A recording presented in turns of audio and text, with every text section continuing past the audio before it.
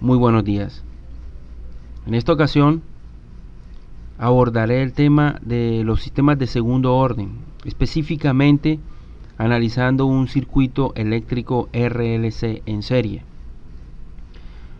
Esto porque los circuitos RLC arrojan un modelo matemático de segundo orden, donde esa ecuación de segundo orden va a ser una ecuación con coeficientes constantes y no homogénea. En este caso, la figura muestra un circuito RLC. Se puede observar una fuente de voltaje que va a ser la función BI, la función de forzamiento, la que va a generar el movimiento de las cargas.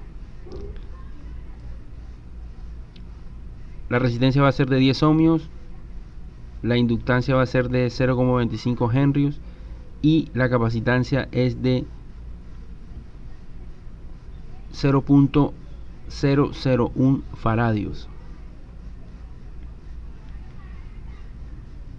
En este caso vamos a tomar este sistema y lo vamos a plantear su respuesta de tres maneras diferentes. Para ello tenemos que generar su modelo matemático. Entonces apelamos, digamos, a la ley de Kirchhoff, que dice que este voltaje de la fuente tiene que ser el equivalente de la suma del voltaje en la resistencia más el voltaje en la inductancia más el voltaje en la capacitancia. Ahora, el objetivo final o que se quiere es determinar cómo varía la carga en el condensador a través del tiempo. Es decir, que todos estos voltajes hay que terminar expresándolos en términos de la carga. Cómo varía la carga con el voltaje de entrada. Para ello entonces decimos que el voltaje en la resistencia es I por R, la corriente por la resistencia, es la caída de voltaje en la resistencia. Sabemos que la corriente es la variación de la carga con respecto al tiempo. Por lo tanto, entonces, el voltaje en la resistencia será entonces R por la derivada de Q de T. El voltaje en un inductor está definido como la inductancia por la variación de la corriente con respecto al tiempo. Pero entonces la variable de la variación de la corriente con respecto al tiempo será la segunda derivada de la carga con respecto al tiempo, al derivar esta expresión, quedando entonces el voltaje en el inductor como L por la segunda derivada de Q con respecto al tiempo. El voltaje en el capacitor se considera 1 sobre la capacitancia por la integral de I por dt. Si reemplazamos I por dt es dq, sería la integral de dq. Entonces queda como Q sobre C.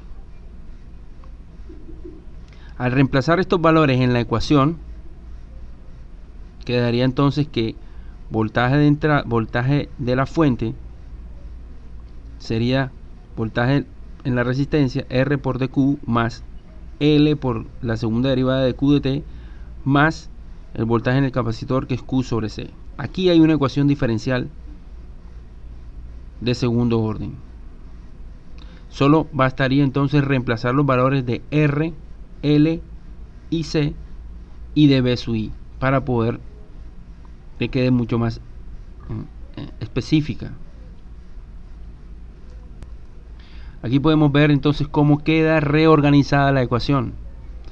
Inclusive se ha reescrito de tal manera que siga la forma estándar de la ecuación diferencial de segundo orden.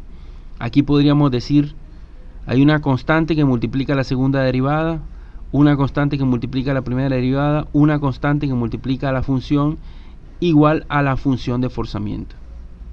Entonces aquí podríamos decir que A2 es igual a L, A2 es igual a L, que es 0.25, A1 es igual a R, que es igual a 10 ohmios, A0 es 1 sobre C, que multiplica Q, en este caso sería 1000, y B0 es igual a 1. Y la función de forzamiento, θ sub i, que es el voltaje de entrada, es igual a 12 voltios. Entonces la ecuación diferencial, reemplazando todos sus valores, sus datos, sería entonces esta que se encuentra aquí. 0.25 por la segunda derivada de Q con respecto al tiempo, más 10 por la derivada de Q con respecto al tiempo, más 1000 por la función Q, igual a 12. Se considera entonces que el capacitor está descargado en el inicio y que no está pasando ninguna corriente por el sistema en el principio. Sabemos que I es la segunda derivada de Q de T. Ahora, en este sistema lo primero que se hace es determinar qué tipo de sistema es. Si es subamortiguado, si es sobreamortiguado o si es críticamente amortiguado. Eso nos lo va a arrojar el valor de el factor de amortiguamiento. A partir de esta expresión podríamos simplemente ir reemplazando los valores. En este caso sería R sobre 2 raíz de 1 sobre C por L, se reemplazan y se da como resultado que el factor de amortiguamiento es 0,31, es menor que 1. Entonces 0,31, el factor de amortiguamiento, 0,31 será menor que 1. Es un sistema subamortiguado. También se tendrá en cuenta que de este sistema se puede determinar la frecuencia no amortiguada a partir de A0 y A2, que en este caso sería A0, 1 sobre 0, 1 sobre C, que es 1000, y A2, que es L, que es 0,25, da 63.24, y a partir de el factor de amortiguamiento y la frecuencia no amortiguada se puede hallar la frecuencia amortiguada del sistema a través de esta expresión, que da entonces 60.12.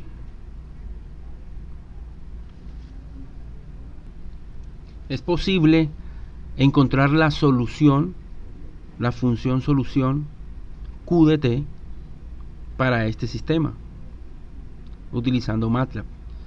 Para este caso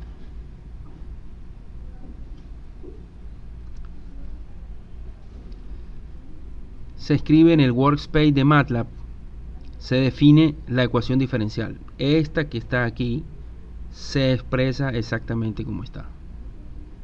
0.25 por la segunda derivada de Q más 10 veces la derivada de Q más 1000 por Q es igual a 12. Q viene siendo la solución de la ecuación diferencial para las condiciones iniciales. Da como resultado una expresión como esta. Recordemos que como es un sistema no amortiguado, un sistema subamortiguado, tendrá una solución que sigue esta forma. Y fíjate entonces que esta forma es B0 sobre A0. B0 sobre A0 sería prácticamente B0 por θ i es 12.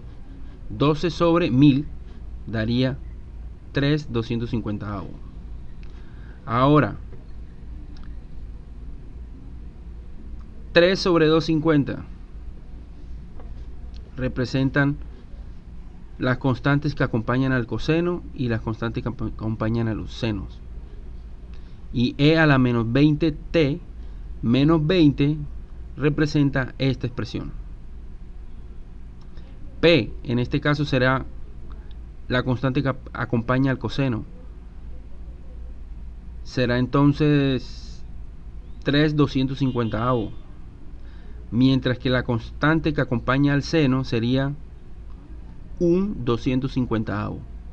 Entonces esta solución sigue la forma de la solución que tienen los sistemas subamortiguados.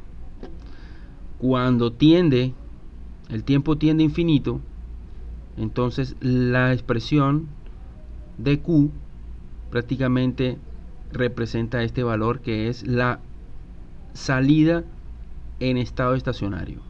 En este caso 3 sobre 250 es 0,012 o 12 por 10 a la menos 3.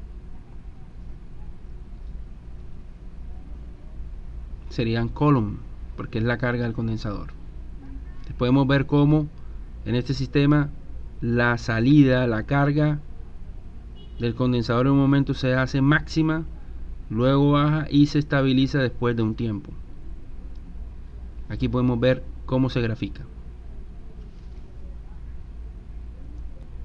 Bueno, este sería la primera forma en la que podríamos nosotros encontrar esta solución explícita, de manera explícita, porque podemos encontrar la función en términos de tiempo que representa la salida. Sin embargo, existe otra forma de resolverlo de una manera implícita a través de el entorno Simulink de MATLAB, en el cual podemos representar la ecuación diferencial pero en términos de bloques, de la siguiente manera. Aquí tenemos la misma ecuación diferencial, pero simplemente expresada de otra manera. Se ha despejado la segunda derivada de la carga con respecto al tiempo. Al reemplazar los valores del voltaje de entrada, la resistencia, el inductor y la capacitancia, se observa lo siguiente: que este mismo modelo se puede implementar usando los bloques de Simulink. Aquí tendríamos que entender de que la función de entrada B sub I es una función escalón. El voltaje va a cambiar súbitamente de 0 voltios a 12 voltios. Entonces aquí tenemos el voltaje y lo tenemos que multiplicar por la expresión 1 sobre 0,25, es decir, voltaje por 1 sobre L. Debe ser más. Luego viene menos la derivada de Q con respecto al tiempo. Aquí viene la derivada de Q con respecto al tiempo. De este bloque, de todo este bloque que representa esto menos esto menos esto, el voltaje de entrada menos esta expresión, resulta que lo que sale de aquí es la segunda derivada de Q. Esa segunda derivada de Q se debe integrar para que salga la primera derivada de Q. Y esa primera derivada de Q, al integrarlo, saldrá la función Q, la carga. Entonces lo que dice esta expresión es lo siguiente: aquí debo de ingresar esta expresión. Entonces tomo la derivada de Q y lo multiplico por 10 sobre 0,25. Eso significa que por aquí está entrando dQ dt por 10 sobre 0,25 con el signo menos, y por este lado tiene que entrar la expresión Q,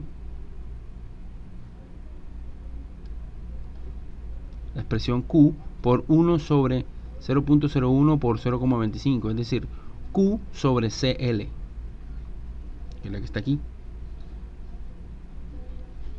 Y por último, aquí se ubica una salida, una graficación de la salida con el símbolo de scope. Scope es prácticamente la salida. Y esto es una función escalón unitario, un step, al cual hay que definirle que en tiempo 0 el valor inicial sea 0 y el valor final sea 12. Esto dará como resultado una salida exactamente igual a la que se presentó con el primer método. Aquí podemos observar la respuesta. La respuesta tiende a 0.012,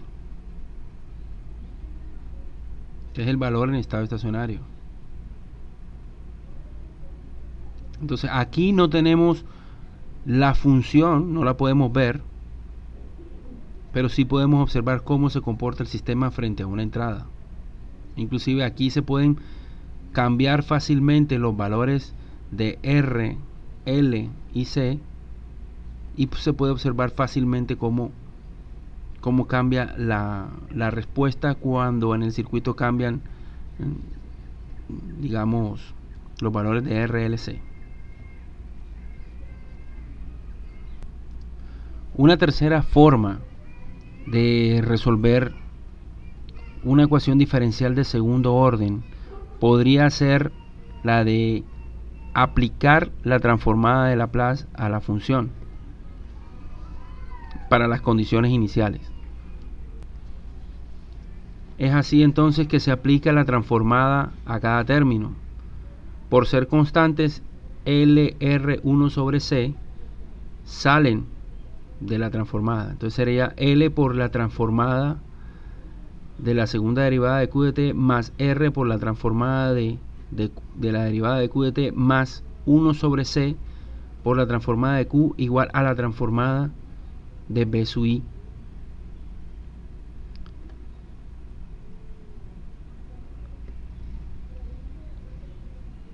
En esta situación se presenta entonces, se aplica el teorema de la transformada de una segunda derivada. Es S cuadrado por la transformada de Q menos S por la función evaluada en 0 menos la derivada de la función con respecto al tiempo evaluada en 0.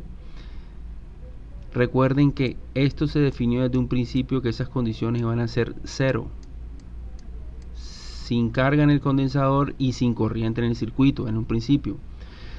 Esta es la transformada de la derivada, S por la transformada de Q menos la función evaluada en 0, considera que es 0, 1 sobre C por la transformada de Q, que es Q sub S, y la transformada de B sub I, que es B sub I sub S.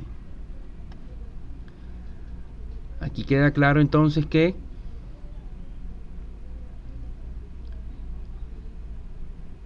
queda esta expresión. Si se saca factor común Q sub S, se puede luego expresar y llegar a lo que es la función de transferencia G sub S, que es la transformada de la salida sobre la transformada de la entrada. No se reemplazó la entrada por 12 voltios para que quedara expresada de esta manera. Entonces aquí quedaría, según esto quedaría L por S cuadrado más R por S más 1 sobre C. Reemplazando los valores de L, R y 1 sobre C, quedaría entonces la función de transferencia de esta manera. Y para poderlo graficar y encontrar la forma como se comporta el sistema, pues se puede introducir esto en Simulink a través del bloque de función de transferencia, y aquí se aplica, digamos, la entrada tipo escalón para el voltaje. Recuerden entonces que la salida es la función de transferencia por B sub I, y la salida sería entonces Q. Esta función arroja exactamente la misma salida que en el caso anterior. Sí, aquí podríamos verlo como es la forma de la respuesta. Igual también da 0.012, exactamente igual que en los dos casos anteriores. Sin embargo, también es posible a través de este tercer método pues encontrar la forma explícita de la solución. Aquí está en forma implícita, pero de forma explícita sería entonces lo siguiente. Sabemos que B sub I sub S es la transformada de la entrada. Sabemos que B sub I de t es 12 voltios. La transformada de una constante es 12 sobre S. Al reemplazar esto en esta función, pues entonces terminaría expresando que la salida, la transformada de Q, viene siendo igual a 12 sobre S por la función de transferencia G sub SS. Y al definirla, la función Q, en MATLAB, de esta manera, y decirle que Q minúscula es la solución, que es la transformada inversa de Q, obtenemos entonces la solución de esta forma, que es exactamente la misma que se encontró en el primer método.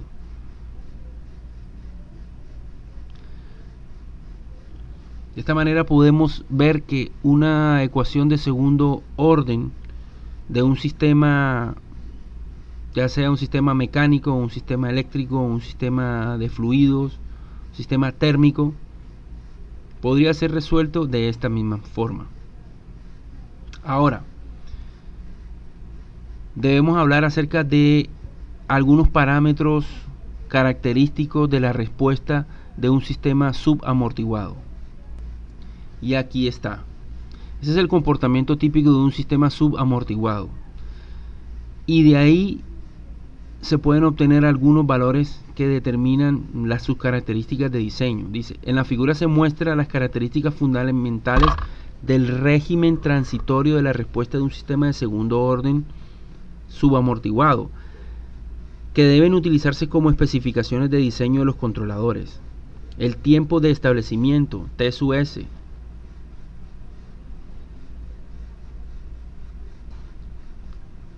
que representa el T sub S representa el tiempo que toma el sistema en alcanzar el estado estable y mantenerse en un rango de un más o menos 2%. El porcentaje de sobrepaso, PO, representa el porcentaje de la salida que sobrepasa el estado estacionario. MP es la magnitud de ese sobrepaso. El tiempo pico, el tiempo TP, el tiempo que toma en llegar a la salida pico, a la salida máxima.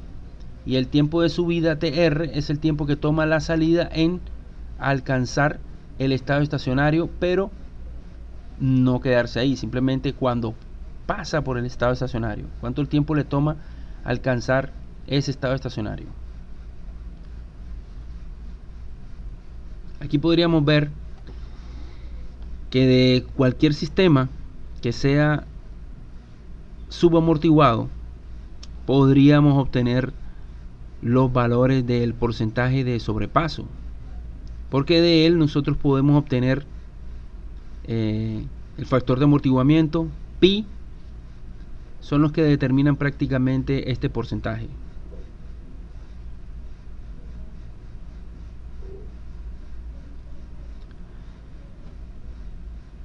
¿Qué se recomienda? Se recomienda que en los sistemas físicos, en los controladores, se recomienda mantener ese porcentaje de sobrepaso menor del 25%.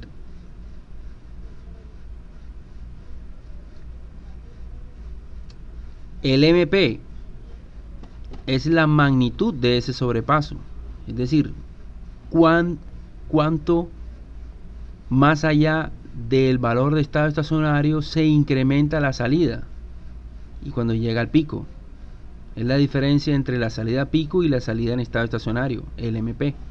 Se puede expresar como la salida en estado estacionario para estos sistemas, que es esta, multiplicado 1 más el porcentaje de sobrepaso sobre 100. Todos estos valores se pueden obtener directamente de la ecuación diferencial, del modelo matemático.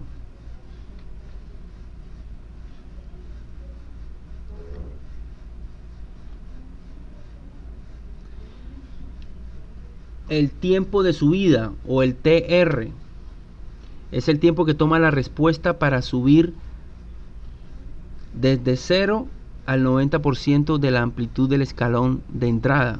El tiempo de subida para un sistema de segundo orden es aproximadamente la siguiente expresión, esto que está aquí, es pi sobre 2 por la frecuencia amortiguada. El tiempo de respuesta máxima, el tiempo de pico, es pi sobre la frecuencia amortiguada. Y existe también la expresión para el tiempo de establecimiento, el setting time. Es la medida de la velocidad del sistema. Este parámetro mide el tiempo en que la respuesta queda acotada a una cierta banda de amplitud. Para una banda del 2%, el tiempo de establecimiento está definido como 4 sobre la multiplicación del factor de amortiguamiento por la frecuencia no amortiguada. Entonces, esos parámetros se pueden determinar fácilmente si tenemos el modelo matemático, ya que de ahí podemos obtener estos valores: el factor de amortiguamiento, la frecuencia no amortiguada y la frecuencia amortiguada. Para el caso específico del circuito RLC estudiado, del cual se obtuvo que tiene un factor de amortiguamiento de 0.31, se puede definir que el porcentaje de sobreimpulso es del 35.9%. Aquí este porcentaje se va al 35.9%. Que la salida en estado estacionario viene siendo 12 por 10 a la menos 3. 12 por 10 a la menos 3. Que el valor del sobreimpulso o la salida máxima de sobreimpulso es 16.3 por 10 a la menos 3. Es decir, la salida se va hasta 16.3 por 10 a la menos 3. Que el tiempo de subida TR viene siendo igual a 0.026.